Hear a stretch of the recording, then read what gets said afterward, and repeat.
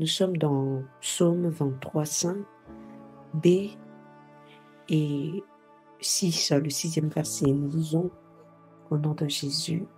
Tu enduis ma tête et ma coupe déborde. Oui, le bonheur et la grâce m'accompagneront tout le jour de ma vie et j'habiterai dans la maison de l'Éternel jusqu'à la fin de mes jours.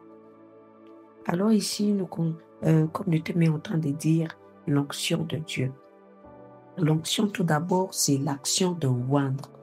Le psalmiste, le roi David, qui est en train de déclarer ce parole. Alors, si nous revenons au début de son histoire, dans Samuel, nous verrons que le Seigneur a choisi David étant petit comme roi d'Israël. Et avant qu'il ne soit placé, le Seigneur l'a oint d'abord. Alors, qu'est-ce que nous comprenons par « tu enduis ma tête et ma coupe déborde » ? Nous sommes comme de vases qui, étant remplis du Saint-Esprit, c'est comme l'huile qu'on est en train de mettre dans une vase qui doit être remplie.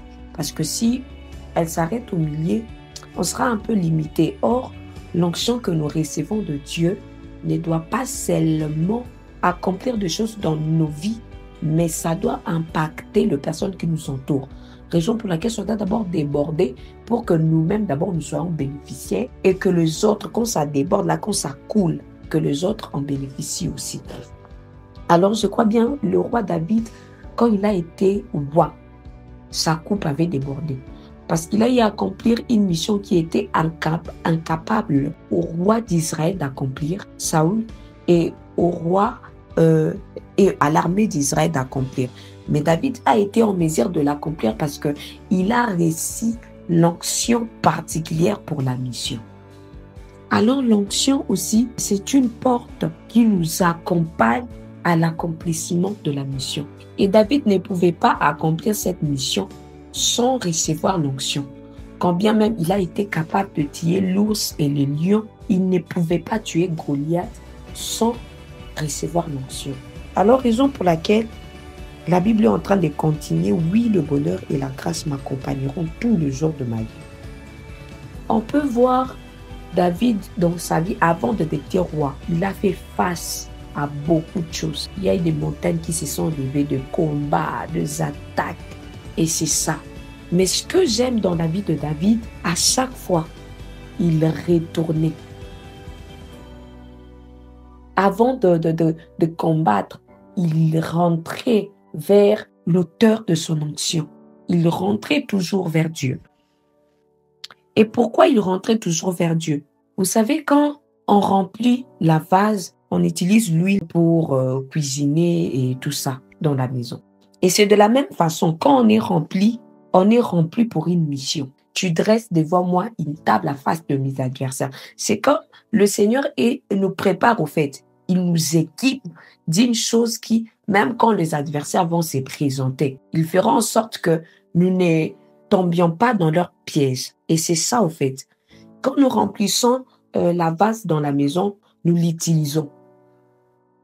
Et il arrive même deux fois que l'huile est silinandaku. Pour d'autres personnes qui n'ont pas prévu de date où l'huile peut finir et tout. Donc, Bamikouti, ils n'ont plus d'huile dans la maison. Mais pour des personnes préparées déjà, ils estiment, par exemple, je l'ai mis le 1er janvier, l'huile déjà le 25, le 20 litres peut déjà finir. Ils calculent la façon dont ils cuisinent, la façon, ils regardent, ça peut finir le 30 janvier. Alors moi déjà, avant que le 30 janvier n'arrive, je dois déjà acheter un autre bidon d'huile. Et c'est ça, c'est ce que David faisait. Mais il s'est préparé aussi. Il voulait que l'onction sur lui continue à couler. Alors, comment on peut conserver son onction? Comment l'onction peut couler à chaque fois? C'est quand on demeure dans la présence de Dieu. Il n'y a que le Saint-Esprit qui peut nous aider à conserver cela.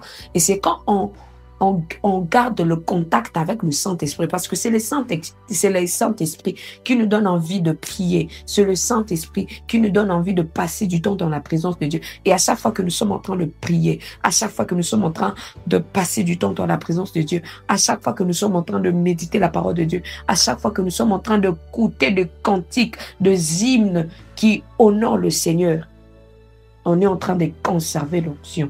Et quand nous donnons, le Seigneur nous donne en retour. Le Seigneur veut à ce que nous ne perdions pas le débordement de notre coupe, que notre coupe soit remplie à chaque instant. Raison pour laquelle la Bible est en train de dire: ne vous enivrez pas de l'alcool, c'est de la débauche, mais au contraire, soyez remplis du Saint-Esprit. Et cela, c'est à perpétuité. Si on rentre dans l'Ancien Testament, quand on était en train de oindre cette onction-là, c'était à perpétuité pour le sacerdoce. Et c'est raison pour laquelle le Seigneur est en train de nous dire d'être rempli du Saint-Esprit. Et c'est là à perpétuité. Ce n'est pas seulement aujourd'hui. Tu as prié aujourd'hui, tu as été rempli aujourd'hui. Tu as fait le service. Quand tu donnes, cela diminue en toi. Et tu dois encore rentrer vers le Seigneur. Raison pour laquelle on doit être attaché au Saint-Esprit, pour qu'à chaque fois nous soyons remplis, même après le service, que nous soyons remplis, même après avoir accompli un miracle au nom de Dieu, que nous soyons remplis, même avoir prêché, pour que la coupe déborde toujours, pour que nous ne manquions pas. Qu'est-ce que nous pouvons dire au peuple de Dieu pour que nous ne manquions pas? Qu'est-ce que nous pouvons accomplir dans l'œuvre de Dieu? Devons être remplis du Saint-Esprit. Alors c'est de ça qu'il s'agit ce matin. Le Seigneur nous attend à désirer l'onction, à désirer notre dimension, à désirer encore et encore, et à vivre une vie qui lui plaise. Raison pour laquelle David est en train de dire: et j'habiterai dans la maison de l'Éternel jusqu'à la fin de mes jours. Donc rester dans la présence de l'Éternel jusqu'à la fin de tes jours. C'est là où le Seigneur nous attend, afin que nous conservions l'onction jusqu'à ce qu'il revienne, et que nous faisions de miracles en son nom, et que nous guérissions le malade, et que nous témoignions que Jésus-Christ est mort et ressuscité, pour que les âmes reviennent à Christ. Que Dieu bénisse sa parole. Excellente journée à tous.